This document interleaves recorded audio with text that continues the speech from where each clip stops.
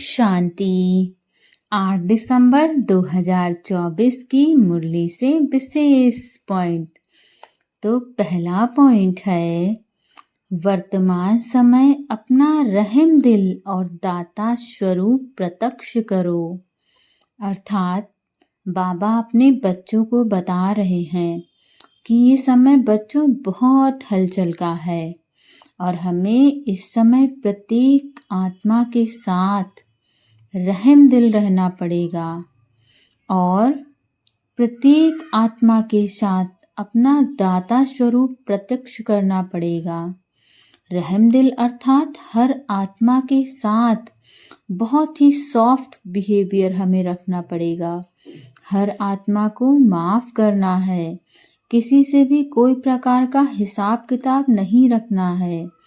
इस संसार की समस्त आत्माओं के साथ अपना सभी हिसाब किताब चुकतू करना है और हमारे सारे हिसाब किताब तभी चुकतू हो सकते हैं जब हम उनके साथ रहम दिल रहें, उनको माफ़ कर दें और अपना दाता स्वरूप प्रत्यक्ष करना है। अर्थात हमें देने वाली आत्मा बनना है।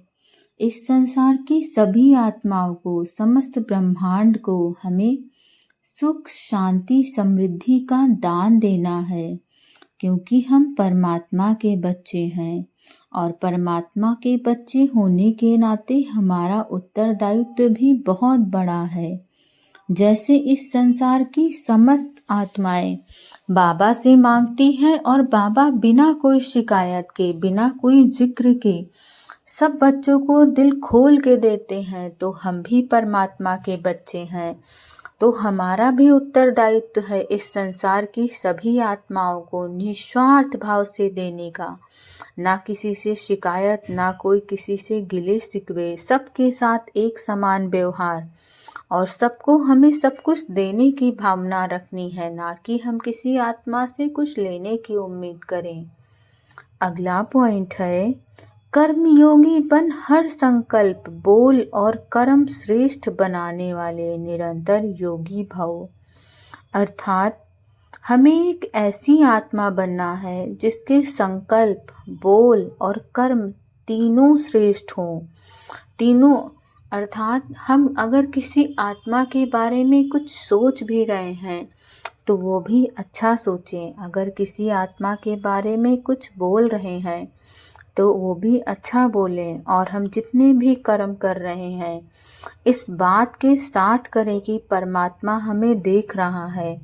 जब हम इस संकल्प के साथ करते हैं कि परमात्मा हमें देख रहा है तो हमारे संकल्प, कर्म और बोल तीनों बहुत श्रेष्ठ होते हैं और बोलने वाला काम तो हम आसानी से कर लेते हैं।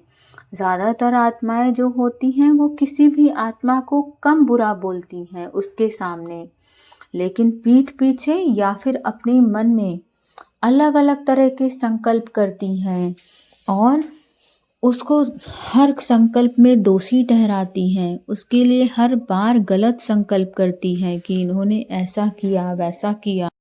तो जो हम अपने मन में हजारों तरह के व्यर्थ संकल्प करते रहते हैं, हमें इन संकल्पों पर रोक लगानी है। बोलने का कार्य तो हम अच्छा कर लेते हैं, लेकिन हमें अपने संकल्पों पर विशेष अटेंशन देना है, क्योंकि जो संकल्प ही है ये हमें सूक्ष्म पाप कर्म करने में योगदान देते हैं।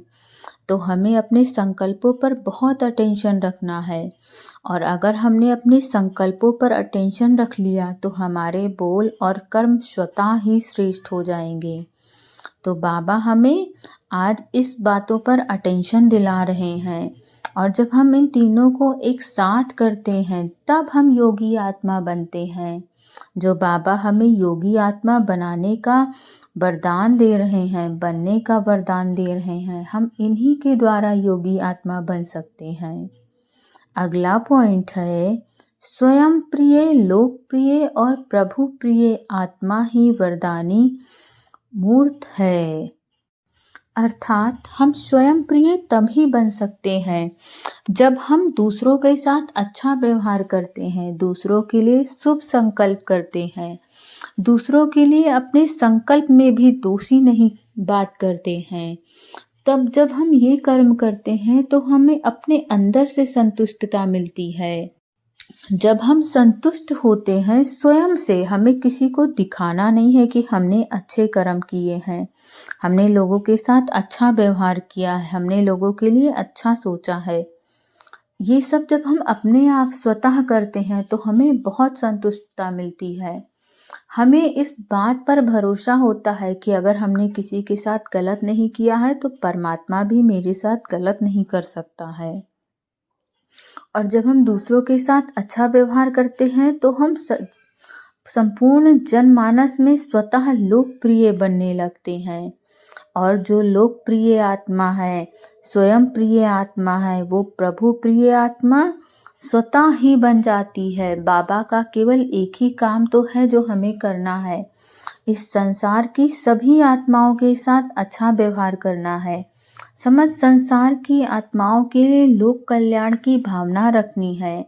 जब हम ये भावना रखते हैं तो बाबा हमारे लिए हमें अपना फेवरेट स्वयं बना देते हैं। हम बहुत सारे काम करते हैं ना जिससे बाबा के हम फेवरेट बन जाएं, तो बाबा ने आज हमें वो भी तरीका बता दिया है कि हम बाबा के मनपसंद बच्चे कैसे बन सकते हैं।